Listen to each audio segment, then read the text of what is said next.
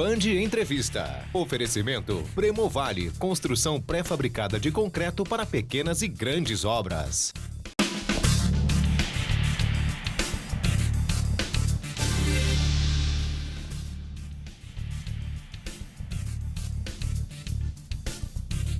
Seja bem-vindo. A partir de hoje, semanalmente, a TV Band Vale abre um novo espaço para a discussão de ideias. Está no ar o Band Entrevista, que promete trazer as principais personalidades da região metropolitana para esta bancada.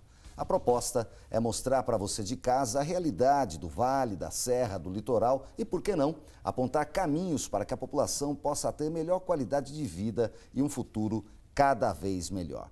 Nesse programa de estreia, recebemos o deputado federal do PSDB e ex-prefeito de São José dos Campos, Eduardo Cury. Ao meu lado está o jornalista Elcio Costa, que é diretor do blog Dois Pontos, com passagens marcantes pelo jornalismo regional em veículos como a Folha de São Paulo, a Gazeta Mercantil e o jornal O Vale. Comigo, ele tem a responsabilidade de conduzir a entrevista. Eduardo Cury está no primeiro mandato de deputado federal, eleito com 185.638 votos. Antes, foi prefeito de São José dos Campos por 2 mandatos, entre 2005 e 2012. Deputado, obrigado por atender o nosso convite, prazer tê-lo aqui. Esse primeiro mandato, sua primeira legislatura como deputado federal, uma legislatura com impeachment de presidente, com a maior recessão do período democrático brasileiro, com deputados presos. O senhor acredita que conseguiu cumprir o que o senhor tinha como proposta e o que o senhor tinha proposto, inclusive, para os eleitores que acreditaram no senhor e o conduziram para representá-los em Brasília? Olha, Nicolini, uma luta muito grande, né? Você imagina, eu um deputado novo, chegando numa crise gigantesca do país, votei pelo impeachment da Dilma, na sequência votei pela cassação de Eduardo Cunha, depois pela denúncia contra o presidente Michel Temer. Eu pedi, fui o primeiro deputado a pedir o afastamento do presidente do meu próprio partido, Aécio Neves. Ou seja, é você brigar com muita gente, né? É um sistema que, na minha opinião, está exaurido. E no primeiro mandato eu tive que confrontar a esse modelo para fazer valer as pessoas que confiaram em mim. Ou seja, muita luta, muito trabalho, mas necessário para esse momento que o país está passando. Elcio Costa, estaremos semanalmente aqui, um prazer estar ao seu lado. Prazer, Nicolini, obrigado pelo convite à Rede Bandeirantes. Deputado, bem-vindo. Obrigado. Nesse cenário que o Nicolini colocou, que é um cenário complicado, que o político brasileiro está mais por baixo do que um umbigo de minhoca, como é que o senhor espera as eleições próximas de outubro? Fala-se que muito perda de voto, evasão de voto, gente anulando o voto. Como é que o senhor acha que vai ser o comportamento do eleitor aí e as dificuldades dos candidatos à reeleição? Primeiro que esse desgaste, ele é absolutamente justo e necessário. Ou seja, a classe política, como outros segmentos da sociedade também, extremamente desgastados, cometeram erros ao longo desse tempo, que não é só corrupção também, ou seja, decisões equivocadas, medidas, na verdade, que jogaram o país numa crise gigantesca.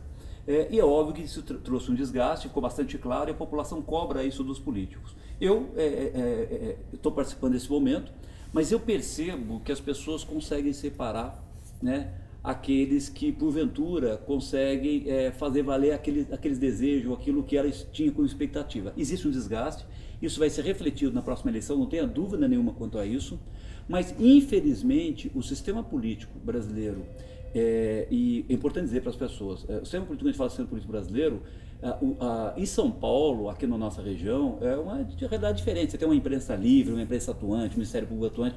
Isso não é realidade no resto do país. Ou seja, você fazer uma renovação na política em estados mais avançados, mais democráticos como São Paulo, é uma coisa mais fácil. Isso não é fácil de fazer em estados onde a população mais pobre é muito dependente do poder, qualquer que seja. Então o Brasil são vários Brasis. São vários Brasis, infelizmente. Mas como é que fazer a população acreditar nos partidos e nas pessoas? O senhor mesmo está falando que votou a favor ou pediu a cassação do presidente do seu partido. Olha, primeiro que existe o desgaste geral de todos os partidos. Eu brinco que o único partido... Brinco não, é verdade. Se você olhar, só existe um partido, que não tem ninguém com uma denúncia ou coisa desse tipo, partido que nunca assumiu o poder. Né? Por quê? Porque os partidos são feitos por pessoas, e o problema são nas pessoas. Né? Todos os partidos têm desgaste, logicamente alguns partidos muito mais desgaste que outros, mas eu acredito que o eleitor ele já faz isso há algum tempo, ele olha muito na pessoa. Né? Não é o ideal é que você tivesse partidos fortes no país, que você votasse ideias, mas ainda a relação do eleitor ou do cidadão, é muito de uma confiança pessoal. Lógico, existe uma componente partidária, mas o peso é muito pequeno. Mesmo porque você tem pessoas corretas em todos os partidos, como você tem pessoas desonestas em todos os partidos. E agora está ficando bastante claro com esse grande debate. Um dado interessante, nós temos hoje perto de 100 deputados que estão em alguma lista, ou lista do Odebrecht, ou lista da OAS, ou envolvido em corrupção e tudo mais. 400 não estão. Mas isso não fica claro para a população. No Senado, o quadro é um pouco pior. Você tem perto de 30% de senadores, nem estou dizendo que eles são corruptos, eu estou dizendo que estão denunciados ou em alguma lista com algum tipo de acusação. A questão é que o sentimento é de tanta decepção, principalmente por causa da crise econômica, que essa descrença acaba resvalando para a classe política. E nesse momento, mais grave ainda, ela está chegando em outros poderes. Por exemplo, o desgaste nesse momento do judiciário, com a questão dos tetos que estão... não existe um teto salarial, agora até no Ministério Público. Então, isso tudo passa uma certa descrença e desesperança para o próprio cidadão. Mas por que não se depura isso, deputado? Os próprios partidos não se depuram. E aí vai o seu, o outro e do outro lado. Olha, como eu disse para você, quando houve a denúncia do Aécio Neves, eu fui o primeiro a vir para público, eu gravei um vídeo pedindo o seu afastamento. Isso é muito difícil de acontecer nos partidos. Porque, primeiro, existe uma relação pessoal. Existe uma relação, às vezes, de dependência de votos, né? Ele foi apoiado por alguém. Não estou falando do meu partido, isso no Brasil como um todo. Eu vou dar um dado, vou pegar o Rio de Janeiro, que é um caso que todo brasileiro está acompanhando. Nós temos todos os ex-governadores presos, está correto? Quase todos os ex-governadores presos. É bom lembrar, todos eles tiveram mais de 50% dos votos dos cariocas. Ou seja, mais de 50% dos cariocas votou em cara corrupto.